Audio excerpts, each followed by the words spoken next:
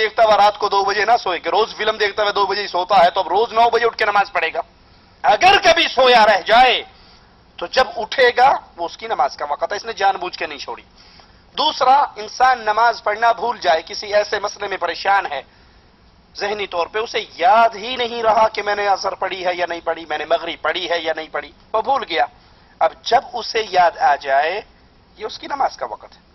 اس کے علاوہ جو کوئی شخص نماز چھوڑتا ہے اسے یاد بھی ہے، وہ جاگ بھی رہا ہے، اب کوئی عمل ایسے کام میں مشغول ہے کہ نماز کو ترک کر رہا ہے، وہ جان بوجھ کے نماز چھوڑ رہا ہے. اور نبی کیا فرماتے ہیں؟ فمن ترکها عمدا متعمدا فقد خرج من الملہ، جو جان بوجھ کے عمدن قصدن نماز کو ترک کرتا ہے وہ ملت اسلام سے خارج ہو جاتا ہے. جو جان بوجھ کے عمدن قصدن نماز کو ترک کرتا ہے وہ ملت اسلام سے خارج ہو جاتا ہے.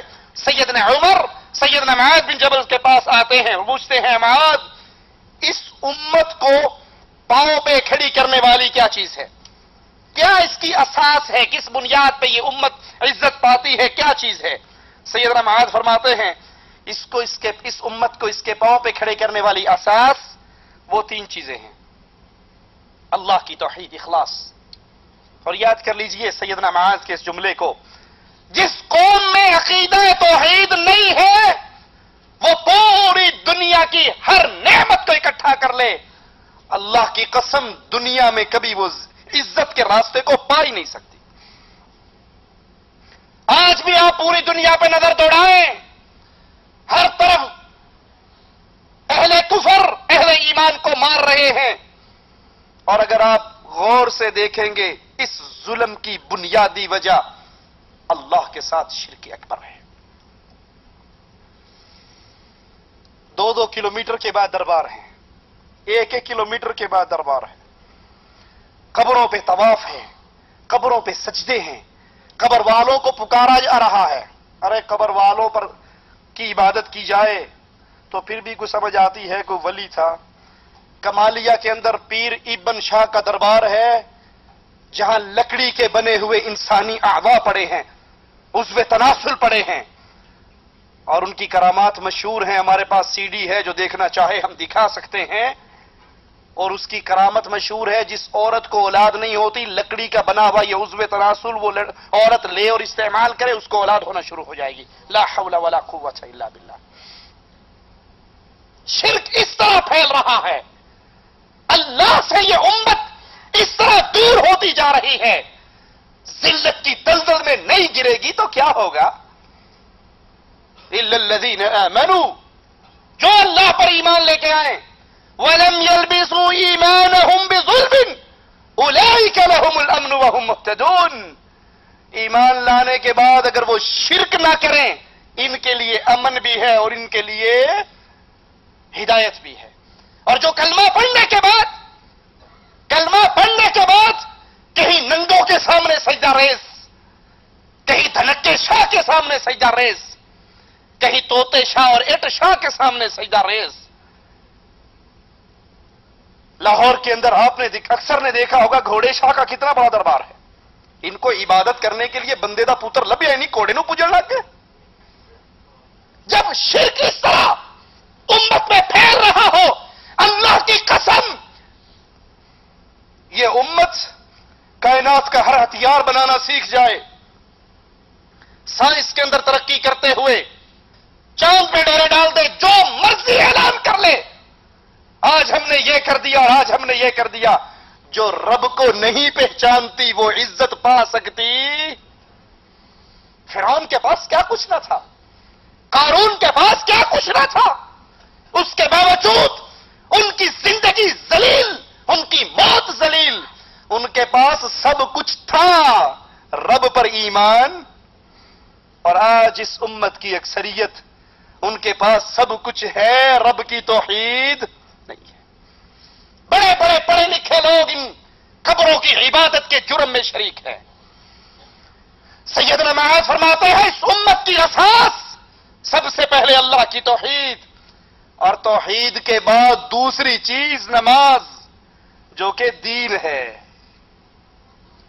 توحید، نماز، اطاعت جو کہ عصمت ہے، اللہ کی اطاعت، اس کے رسول کی اطاعت. امت میں اگر تین چیزیں باقی رہیں گی یہ امت کو کوئی ذلیل کر سکتا؟ اور اگر توحید نہ رہے، نماز نہ رہے، رب رسول کی اطاعت نہ رہے، اس امت کو عزت کی راہ پہ کوئی چلا نہیں سکتا. مسند احمد میں ہے، اللہ کے نبی صلی اللہ علیہ وسلم نے فرمایا اللہ کا کسی کو شریک نہ ٹھہراؤ، کسی کی اللہ کے مقابلے پر عبادت نہ کرو، اگرچہ تیرے ٹکڑے کر دیے جائیں، تجھے جلا دیا جائے.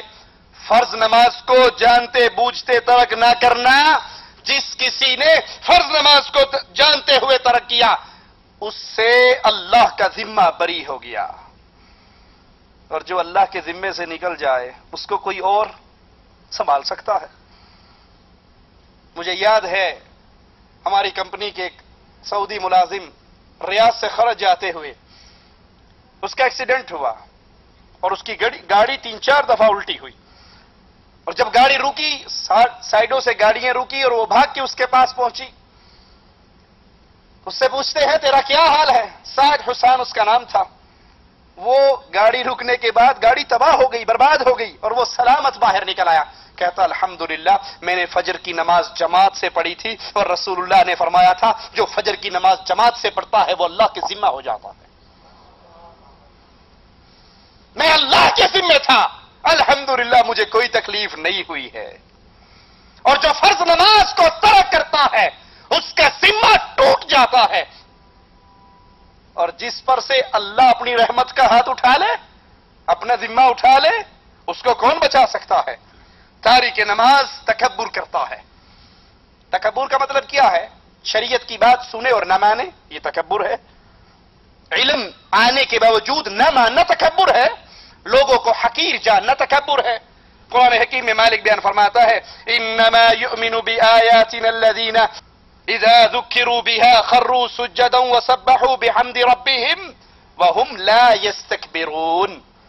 ہماری بعض آیات پر بعض لوگ یوں ایمان لائے کہ جب انہیں ان آیات کے ساتھ وعظ کیا گیا، نماز پڑھنے کی تعلیم دی گئی، اللہ کے سامنے جھکنے کا حکم دیا گیا، تو پھر وہ سجدے میں گر پڑے، اپنے رب کی حمد و ثنا کے ساتھ تسبیح کرنے لگے، اور وہ تکبر نہیں کرتے. تکبر یہ ہے کہ اللہ کا حکم سن کے ٹھوکر نہ ماری جائے، اپنی گردن جھکا دی جائے. آپ کے سامنے نماز پڑھنے کے دلائل بیان کیے گئے. اب تکبر یہ ہے کہ یہ ساری آیات اور احادیث سننے کے باوجود پھر اسی بے نماز دیگر پہ چلتے رہیں، نماز کو چھوڑنے کی عادت کو قابو رکھیں. یہ ایسا کرنے والا انسان تکبر کرتا ہے. اور جو مومن ہوتا ہے اس کی کیفیت کیا ہے؟ قرآن حکیم بیان فرماتا ہے قل لعبادی الذین آمنوا یقیموا الصلاۃ. اے نبی میرے ان بندوں کو کہہ دیجئے، ان کو میرا حکم سنا دیجئے، آمنوا جو ایمان لے کر آئے، کلمہ پڑھ لیا، موحد ہو گئے، شرک سے بچ گئے. اللہ کیا حکم ہے؟ یقیموا الصلاۃ. اب تمہارے اوپر فرض ہے کہ تم نماز بھی قائم کرو. اور جو تکبر کرتے ہوئے نافرمانی کرتا ہے، اللہ کی آیات کو جھٹلاتا ہے، قرآن حکیم ان کی بھی خبر دیتا ہے وَإِذَا قُرِئَ عَلَيْهِمُ الْقُرْآنُ لَا يَسْجُدُونَ. جب ان پہ قرآن کی آیات پڑھی جاتی ہیں تو یہ سجدے میں نہیں گرتے، یہ سجدہ نہیں کرتے، یہ نماز کی طرف نہیں آتے، یہ مسجدوں کو آباد نہیں کرتے. بَلِ الَّذِينَ كَفَرُوا يُكَذِّبُونَ. بلکہ یہ کافر لوگ جھٹلاتے ہیں، تکذیب کرتے ہیں. اگر کوئی نماز کی ان احکامات کو سن کر، ان آیات اور احادیث کو سن کر ابھی بھی اللہ سے عہد نہیں کرتا کہ آئندہ میں نماز پڑھوں گا، تو وہ قرآن کی آیات کو جھٹلا رہا ہے. اور مالک کہتا ہے بل الذین کفروا یکذبون. جو کفر کرتے ہیں وہ میری آیات کو جھٹلاتے ہیں. اور ان کا ایک جرم اور کیا ہے؟ وَإِذَا قِيلَ لَهُمْ. جب ان سے کہا جائے، جب ان کو حکم دیا جائے نماز کھڑی ہوگی آئیے نماز کے لیے، تو میرا ٹھیکہ لیا، تو پڑھ لا، میں پڑھنی ہوگی پڑھ لوں گا، نہیں پڑھنی نہیں پڑھاں گا. تو اپنی قبر جانا، میں اپنی قبر جانا، میں مگر لگا نماز پڑھ لا نماز پڑھ لا. کتنے کمروں کے اندر نمازی اور بے نمازیوں کی لڑائی ہوتی ہے. بے نمازی بجائے شرمندہ ہونے کے وہ اپنے روم میٹ سے کہتا خبردار آج کے بعد مجھے نماز کے بارے میں نہ کہنا. اور کتنے ہی نمازی کمرہ چھوڑنے پر مجبور ہو جاتے ہیں کہ جی ہم نے فجر کے وقت نماز کے لیے الارم لگانا ہوتا ہے، ہمارا ساتھ والا کہتا ہے تو میری نیندر خراب کرنا ہے، سویرے سویرے گھنٹی بجا دینا ہے، اسی 9 بجے تک سونا ہوتا ہے۔ اور قرآن کیا فرماتا ہے، وَإِذَا قِيلَ لَهُمْ، جب ان کو آرڈر کیا جائے آؤ رکوع کرو، لَا يَرْكَعُونَ، یہ رکوع نہیں کرتے۔ انہیں کہا جائے مسجد میں آؤ، یہ کہتے ہیں تسی مسجد والی پارٹی ہو، سانو کتے فلم لگی ہوئے تھے، او دسو کتھے لگی ہے، کوئی نواں ڈرامہ آیا ہوئے، کوئی نوی پنجابی فلم آئی ہوئے، کوئی لاہور دا سٹیٹ ڈرامہ آیا ہوئے۔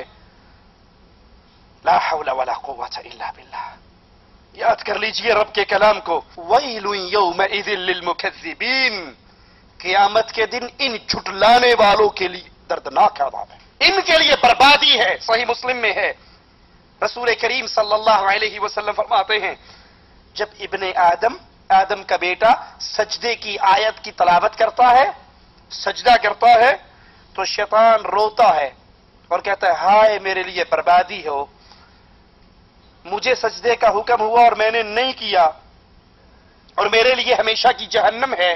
آدم کے بیٹے کو سجدے کا حکم کیا گیا اور اس نے اس حکم کو مانا تو اس کے لیے اللہ تعالیٰ نے جنت مقرر کر دی۔ یاد کر لیجئے شیطان نے کتنے سجدوں سے انکار کیا تھا؟ ایک سجدے سے۔ کلمہ پڑھنے والوں گریبان میں جھانکنا، دن کے اندر کتنے سجدے آتے ہیں جن کو میں ترک کرتا ہوں، زبان سے اس کا انکار کروں یا عملاً اس کا انکار کروں۔ مسند احمد میں ہے ایک دن رسول کریم صلی اللہ علیہ وسلم نے نماز کے بارے میں گفتگو فرمائی اور فرمایا جس نے 5 وقت نماز کی حفاظت کی، جس نے 5 وقت نماز کی حفاظت کی، وہ نماز قیامت کے دن اس کے لیے نور، برہان اور نجات ہوگی۔ قیامت کے دن ککڑ شاہ نے کام نہیں آنا، جو یہاں آتے تھے نا سال کے بعد آتے، جیبیں بھر کے لے جاتے ہوئے عزت پہ ڈاکہ ڈال کے بھاگ جاتے، صبح اخبار میں سرخی لے جاتی پیر جیلی تھا، اس نے کام نہیں آنا۔ وہاں کام کیا آئے گا؟ آپ کے اپنے اعمال۔ امام الانبیاء نے فرمایا نا کہ اللہ کا حکم ہے اندھیروں میں چل کر مسجد میں آنے والوں کو، اندھیروں کی نماز کون سی؟ فجر اور عشاء، اندھیروں میں چل کر مسجد میں آنے والوں کو قیامت کے دن پورے نور کی خوشخبری دے دو۔ قیامت کے دن کوئی اندھیرا ان کے قریب۔ نبی نے فرمایا جو 5 وقت اپنی نماز کی حفاظت کرتا ہے، یہ نماز قیامت کے دن اس کے لیے نور، برہان، دلیل اور نجات ہوگی۔ اور جس نے نماز کی حفاظت نہ کی، کبھی شعیب اختر کی بولنگ پہ نماز چھوڑ دی، کبھی شاہد افریدی کی بیٹنگ پہ نماز چھوڑ دی، کبھی کرکٹ میچ پہ، کبھی ڈرامے پہ، کبھی فلموں پہ، کبھی ٹیلی فون پہ گپے مارتے ہوئے، جی ٹھیک ہے نماز تے ہو رہی لیکن پاکستان تو کال آئی سی، یہ نماز تک مر جائے گا دوبارہ نہیں کر سکتا، سلام پھیرنے کے بعد پھر اس سے بات کر لینا، نماز ہو رہی ہے اور یہ مسجد کے دروازے پہ کھڑا ہوا ٹیلی فون پہ گپے مار رہا ہے۔ لا حول ولا قوت الا باللہ۔ آپ نے فرمایا جس نے نماز کی حفاظت نہ کی اس کے لیے نہ یہ برہان بنے گی، نہ نور ہوگا، نہ قیامت کے دن نجات ہوگی۔ اور وہ قیامت کے دن ہوگا کہاں؟ نماز کا تارک ہوگا کہاں؟ کون فرما رہا ہے؟ امام الانبیاء۔ مولوی صاحب کا فتویٰ نہیں، شاہ صاحب کی بات نہیں، پیر صاحب کی گال نہیں، یہ ان کی بات ہے جن کی زبان مبارک شریعت کی بات اس وقت بتایا کرتی تھی جب آسمان والا حکم دیا کرتا تھا۔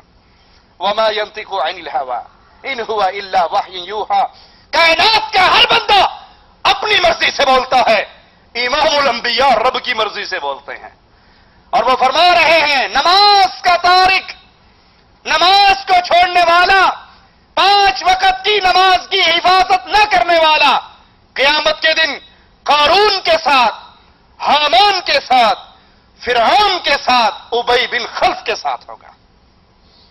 علامہ ابن قیم رحمہ اللہ اپنی کتاب الصلاۃ میں یہ حدیث بیان کر کے اس کی تشریح کرتے ہوئے فرماتے ہیں تاریک نماز کا خاص طور پہ ان 4 آدمیوں کے ساتھ ذکر کیے جانے کا سبب یہ ہے کہ یہ چاروں کفر کے سردار ہیں، فرعون، حامان، قارون، ابی بن خلف، یہ چاروں कुफर के सरदार हैं, और जो नमाज का तारिक है, क़यामत के दिन वो इनके साथ उठाया जाए।